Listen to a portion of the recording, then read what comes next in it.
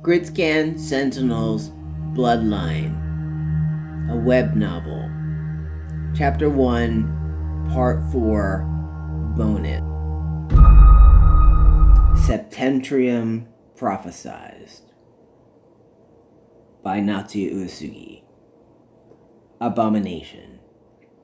Banished from Royal House Dejarre at 8 years old, Riuho's entry into his teenage years was steeped in poverty, pain from latent psychic power, substandard government housing in the echelon slums, and a stomach often unfed.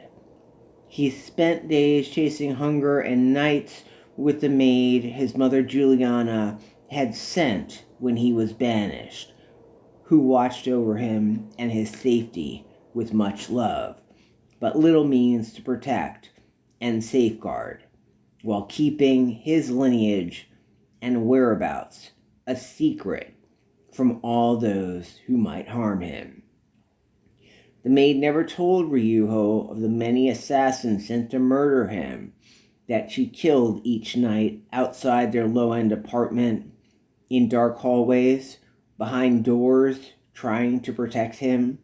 Never a word of those she killed as he slept in the bed she made for him each night. Never let on when she tasted his food before she would let him eat it, or the eyes she hired to watch over him as he walked to school. He never knew this. Juliana, the first consort of Royal House Dejarre, his mother, did not send the money for these things consistently. Yet the money always came, and the maid was told to keep secret where it came from, to keep Riuho safe.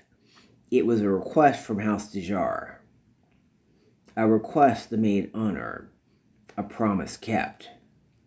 It had been years since Lino Dejarre had seen Riuho, his younger brother, that fateful day that he had been banished, leaving the foyer of the Hall House. Lino never knew all the machinations that went into that day, would never if the Viceroy had any say in it. Riuho resurfaced for one specific day, summoned to Hallett Hall by the Emperor of the Pacific Territories, requested for the birthright ascension ceremony, as each royal house paid tribute, as was custom, to Lady Juliana at the birth of Lino's little sister, granted and exquisitely named Alexandre Bijou Dauphin Dejarre, the daughter of First Consort Juliana and His Excellency Charles of House Dejarre, illustrious Lord Viceroy of the Pacific Territories. Alexandre was the last of Lady Juliana's children.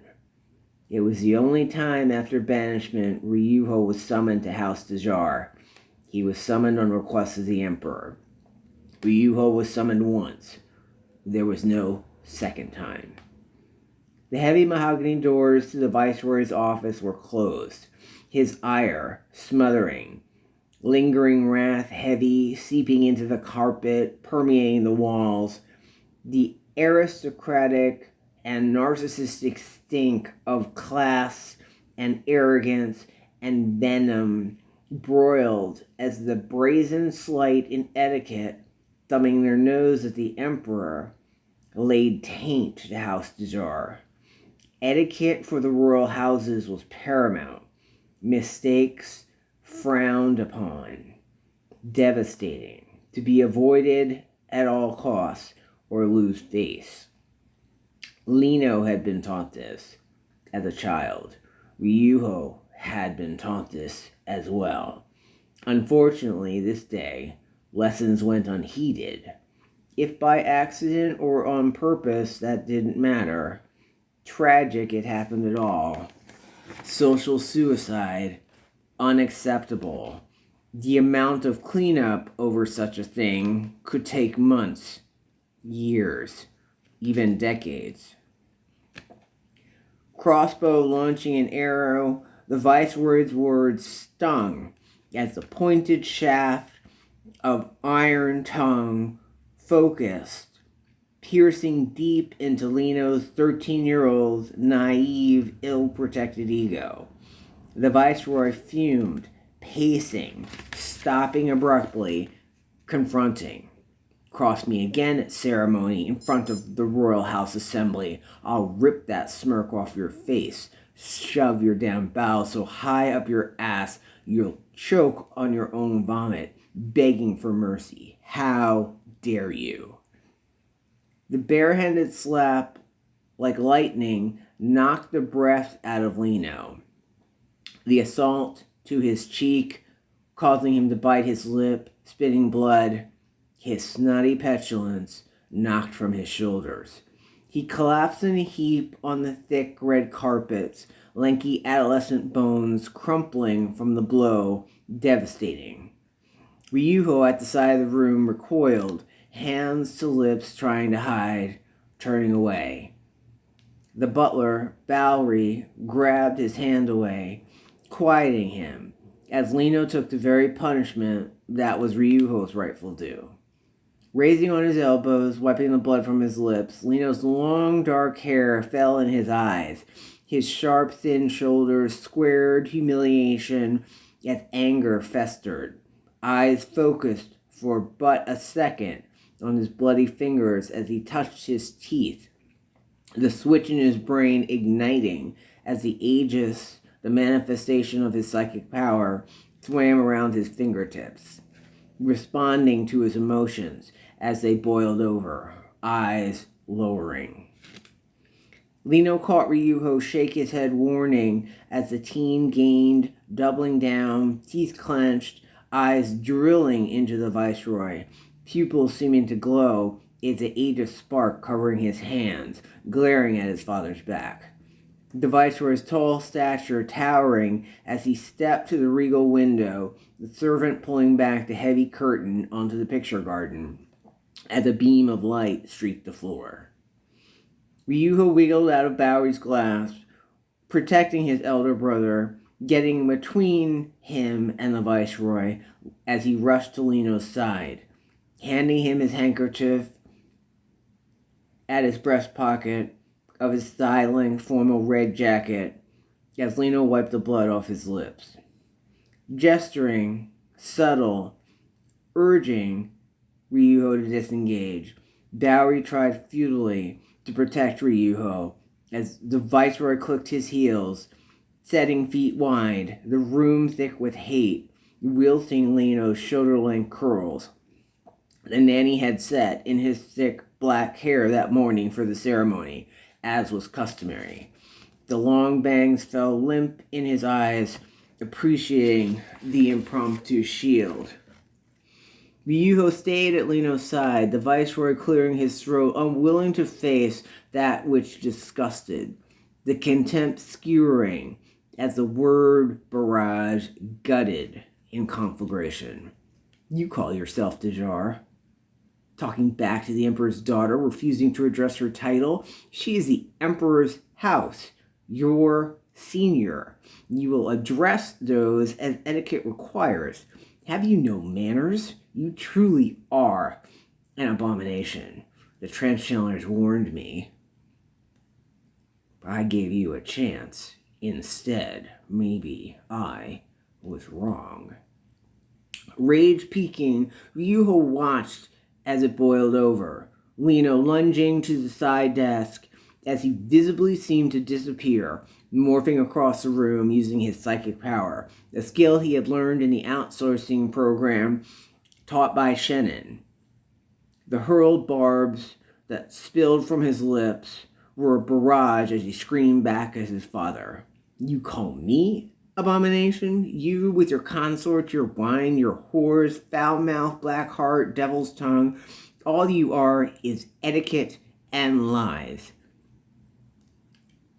Lino ran to the wall, pulling one of his father's prized ceremonial foils, glaring as he armed himself, pointing the blade at his father's back. Yes, father. Is that your precious Dejarre righteousness? Riuho pulled Lino's arm, urging him as Bowery held, the Imperial Guard at the corner taking a step towards the Viceroy, protecting. Chuckling as he waved the Imperial Guard off with a flick of the wrist, he turned slowly, the aegis, his own, gently pulsing around his fingertips as he slowly met Lino's eyes, stepping forward, unafraid, until Lino's blade touched his chest.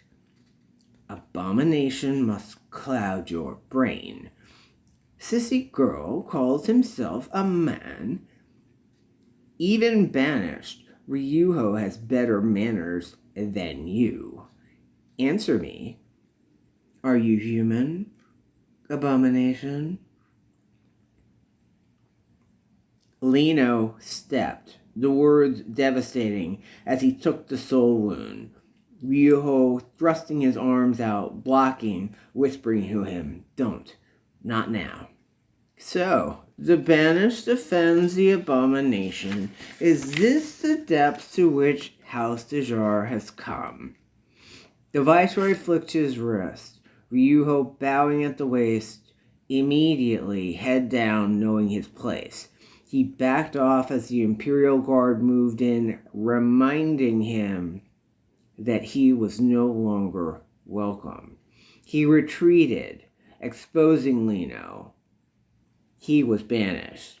There were no more obstacles, the battlefield wide open. The Viceroy ripped the foil out of Lino's hand, throwing it, the blade hitting the desk, distracting, exposing Lino. As the Viceroy grabbed him by the throat, squeezing hard. In a moment, eyes rolling back, unable to breathe, the Viceroy moved in close, dragging his son, looking deep into his eyes, warning. Follow rules, abomination, or you'll find yourself disowned. The Viceroy shoved him hard, releasing him. Lino glared, mumbling as he cursed to himself, nursing his neck, taking deep breaths to calm his nerves, his mind racing, trying to calculate his father's next attack. Save face, get out from what was left of his dignity and reputation. He would have to rebuild from scratch. His shoulders slumped as he tried to keep from shrinking away visibly.